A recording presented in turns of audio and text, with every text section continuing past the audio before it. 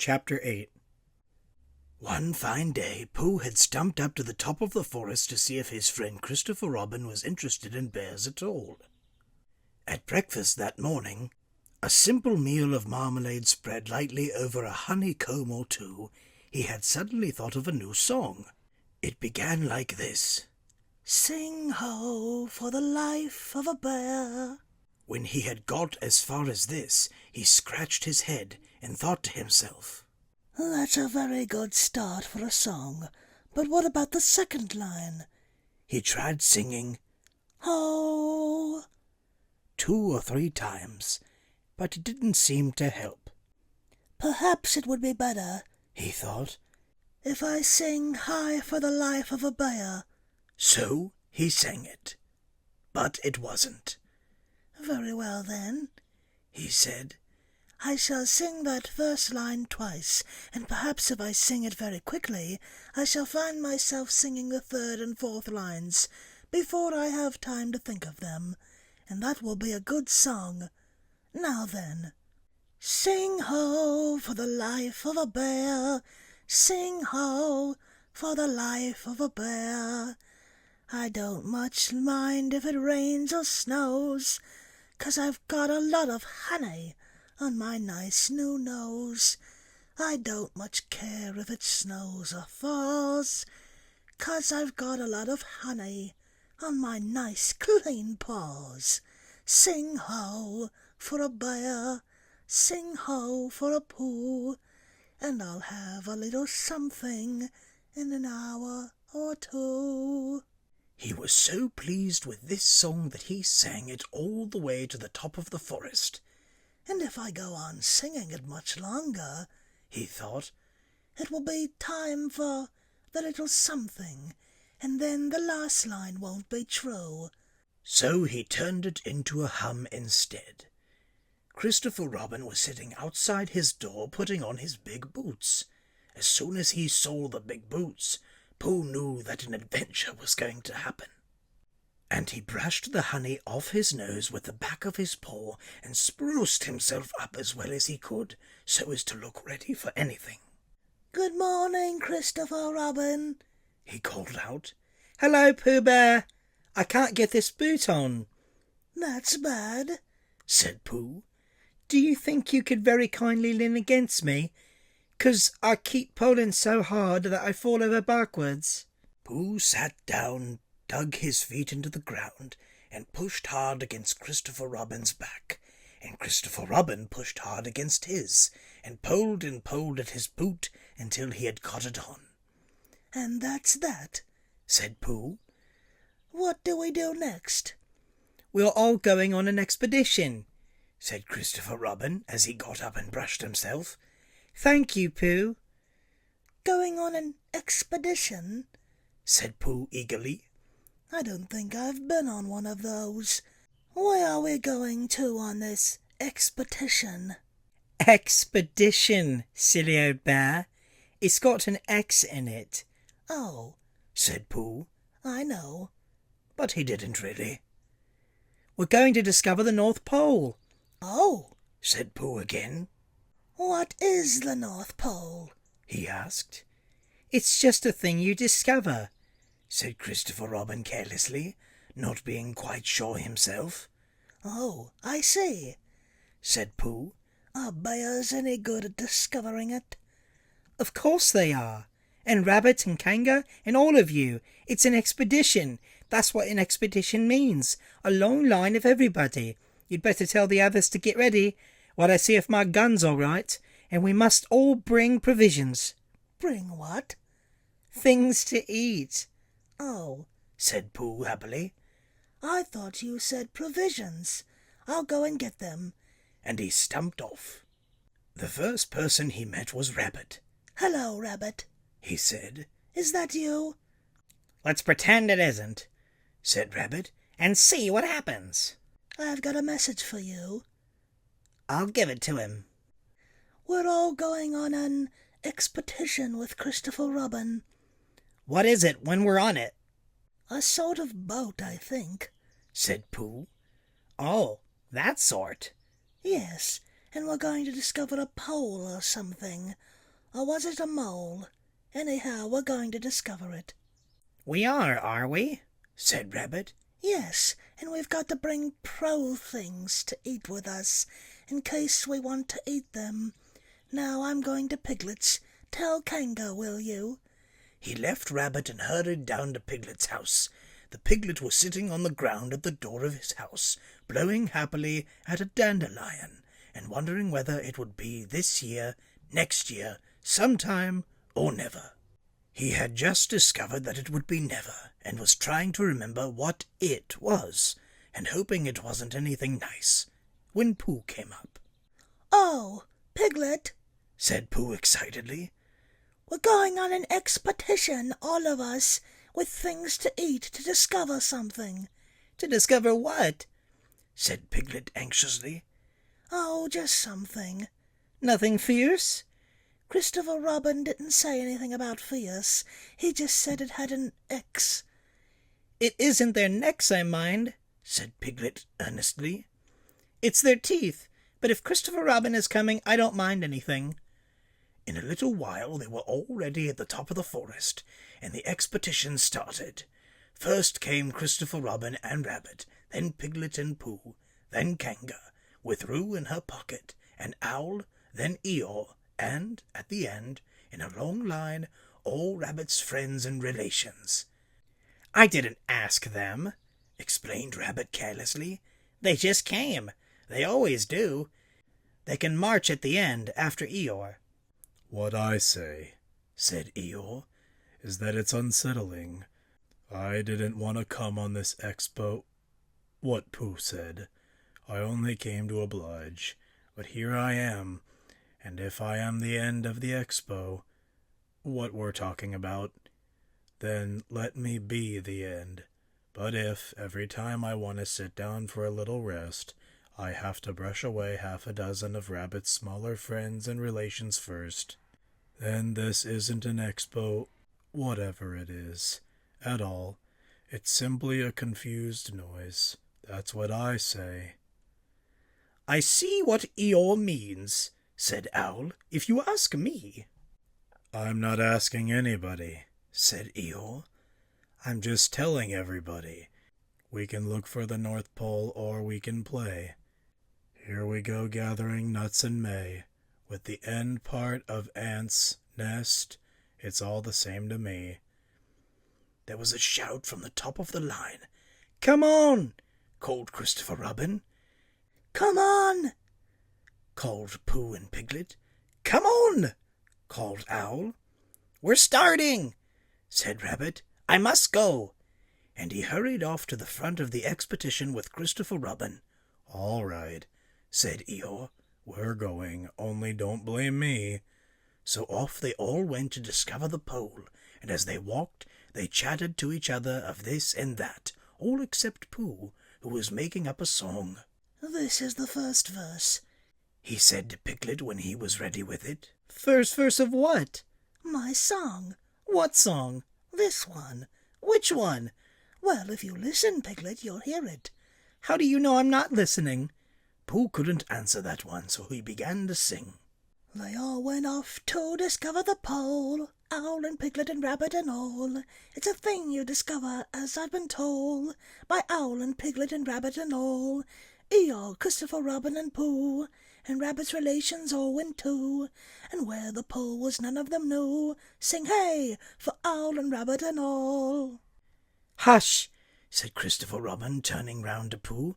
"We're just coming to a dangerous place." "Hush!" said Pooh, turning round quickly to Piglet. "Hush!" said Piglet to Kanga. "Hush!"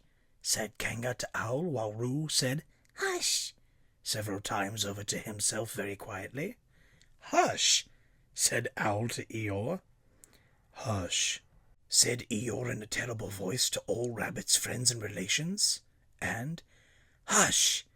they said hastily to each other all down the line, until it got to the last one of all, and the last and smallest friend and relation was so upset to find that the whole expedition was saying "Hush!" to him, that he buried himself head downwards in a crack in the ground, and stayed there for 2 days until the danger was over, and then went home in a great hurry and lived quietly with his aunt ever afterwards. His name was Alexander Beetle. They had come to a stream which twisted and tumbled between high rocky banks, and Christopher Robin saw at once how dangerous it was.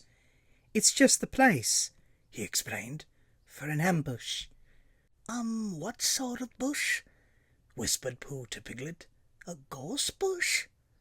"Oh, my dear Pooh," said Owl in his superior way, "don't you know what an ambush is?" "Owl," said Piglet, looking round at him severely, "Pooh's whisper was a perfectly private whisper, and there was no need—" "An ambush," said Owl, "is a sort of surprise." "So is a gorse bush, sometimes," said Pooh. "An ambush, as I was about to explain to Pooh," said Piglet, "is a sort of surprise." "If people jump out at you suddenly, that's an ambush," said Owl. "It's an ambush, Pooh, when they jump at you suddenly," explained Piglet. Pooh, who now knew what an ambush was, said that a gorse bush had sprung at him suddenly one day when he fell off a tree, and he had taken 6 days to get all the prickles out of himself. "We are not talking about gorse bushes," said Owl, a little crossly. "I am," said Pooh. They were climbing very cautiously up the stream now, going from rock to rock, and after they had gone a little way they came to a place where the banks widened out at each side, so that on each side of the water there was a level strip of grass on which they could sit down and rest. As soon as he saw this, Christopher Robin called, "Halt!" and they all sat down and rested. "I think," said Christopher Robin, "that we ought to eat all our provisions now, so that we shan't have so much to carry." "Eat all our what?" said Pooh. "All that we've brought," said Piglet, getting to work. "That's a good idea," said Pooh, and he got to work too. "Have you all got something?" asked Christopher Robin with his mouth full. "All except me," said Eeyore. "as usual." He looked round at them in his melancholy way. "I suppose none of you are sitting on a thistle by any chance?" "I believe I am," said Pooh. "Ow!" He got up and looked behind him. "Yes, I was. I thought so." "Thank you, Pooh. If you've quite finished with it—" He moved across to Pooh's place and began to eat. "It doesn't do them any good, you know, sitting on them," he went on as he looked up, munching. "Takes all the life out of them. Remember that another time, all of you. A little consideration, a little thought for others makes all the difference." As soon as he had finished his lunch, Christopher Robin whispered to Rabbit, and Rabbit said, "Yes, yes, of course," and they walked a little way up the stream together. "I didn't want the others to hear," said Christopher Robin. "Quite so," said Rabbit, looking important. I wondered. It's only... Rabbit, I suppose you don't know. What does the North Pole look like?" "Well," said Rabbit, stroking his whiskers, "now you're asking me." "I did know once, only I've sort of forgotten," said Christopher Robin carelessly. "It's a funny thing," said Rabbit, "but I've sort of forgotten too, although I did know once." "I suppose it's just a pole stuck in the ground." "Sure to be a pole," said Rabbit, "because of calling it a pole, and if it's a pole, well, I should think it would be sticking in the ground, shouldn't you, because there'd be nowhere else to stick it?" "Yes, that's what I thought." "The only thing," said Rabbit, "is where is it sticking?" "That's what we're looking for," said Christopher Robin. They went back to the others. Piglet was lying on his back, sleeping peacefully. Roo was washing his face in pools in the stream, while Kanga explained to everybody proudly that this was the first time he had ever washed his face himself, and Owl was telling Kanga an interesting anecdote, full of long words like encyclopedia and rhododendron, to which Kanga wasn't listening. "I don't hold with all this washing," grumbled Eeyore. "This modern behind-the-ears nonsense. What do you think, Pooh?" "Well," said Pooh, "I think—" But we shall never know what Pooh thought, for there came a sudden squeak from Roo, a splash, and a loud cry of alarm from Kanga. "So much for washing," said Eeyore. "Roo's fallen in!" cried Rabbit, and he and Christopher Robin came rushing down to the rescue. "Look at me swimming!" squeaked Roo from the middle of his pool, and he hurried down a waterfall into the next pool. Are you all right, Roo dear? called Kanga anxiously. "Yes," said Roo, "look at me swim." and down he went over the next waterfall into another pool. Everybody was doing something to help. Piglet, wide awake, suddenly was jumping up and down and making "Ooh, I say!" noises. Owl was explaining that in a case of sudden and temporary immersion, the important thing was to keep the head above water. Kanga was jumping along the bank, saying, Are you sure you're all right, Roo dear? to which Roo, from whatever pool he was in at the moment, was answering, "Ah, look at me swimming." Eeyore had turned round and hung his tail over the first pool into which Roo fell, and with his back to the accident was grumbling quietly to himself and saying, "All this washing, but catch on to my tail, little Roo, and you'll be all right." And Christopher Robin and Rabbit came hurrying past Eeyore and were calling out to the others in front of them. All right, Roo, I'm coming, called Christopher Robin. Get something across the stream lower down. Some of you fellows, called Rabbit, but Pooh was getting something. 2 pools below Roo, he was standing with a long pole in his paws, and Kanga came up and took one end of it, and between them they held it across the lower part of the pool. And Roo, still bubbling proudly, "Aha, look at me swimming." drifted up against it and climbed out. "Did you see me swimming?" squeaked Roo excitedly, while Kanga scolded him and rubbed him down. "Pooh, did you see me swimming?" "That's called swimming, what I was doing." "Rabbit, did you see what I was doing?" "Swimming." "Hello, Piglet." "I say, Piglet, what do you think I was doing?" "Swimming." "Christopher Robin, did you see me?" But Christopher Robin wasn't listening. He was looking at Pooh. Pooh, he said. Where did you find that pole? Pooh looked at the pole in his hands. "I just found it," he said. "I thought it ought to be useful. I just picked it up." Pooh, said Christopher Robin solemnly. The expedition is over. You have found the North Pole. "Oh," said Pooh. Eeyore was sitting with his tail in the water when they all got back to him. "Tell Roo to be quick, somebody," he said. "My tail's getting cold. I don't want to mention it, but I just mention it.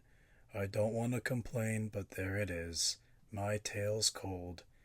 "Here I am," squeaked Roo. "Oh, there you are." "Did you see me swimming?" Eeyore took his tail out of the water and swished it from side to side. "As I expected," he said. "Lost all feeling. Numbed it. That's what it's done. Numbed it. Well, as long as nobody minds, I suppose it's all right." Poor old Eeyore. I'll dry it for you, said Christopher Robin, and he took out his handkerchief and rubbed it up. "Thank you, Christopher Robin. You're the only one who seems to understand about tails. They don't think. That's what's the matter with some of these others. They've no imagination. A tail isn't a tail to them. It's just a little bit extra at the back." Never mind, Eeyore, said Christopher Robin, rubbing his hardest. Is that better? "It's feeling more like a tail, perhaps. It belongs again, if you know what I mean." "Hello, Eeyore," said Pooh, coming up to them with his pole. "Hello, Pooh. Thank you for asking, but I shall be able to use it again in a day or two." "Use what?" said Pooh. "What we are talking about." "I wasn't talking about anything," said Pooh, looking puzzled. "My mistake. I thought you were saying how sorry you were about my tail being all numb, and could you do anything to help?" "No," said Pooh. "that wasn't me," he said. He thought for a little and then suggested helpfully, "Perhaps it was somebody else." "Well, thank him for me when you see him." Pooh looked anxiously at Christopher Robin. Pooh's found the North Pole, said Christopher Robin. Isn't that lovely? Pooh looked modestly down. "Is that it?" said Eeyore. Yes, Said Christopher Robin. "Is that what we were looking for?" Yes, Said Pooh. "Oh," Said Eeyore. "well, anyhow, it didn't rain," He said. They stuck the pole in the ground, and Christopher Robin tied a message to it. North Pole discovered by Pooh. Pooh found it.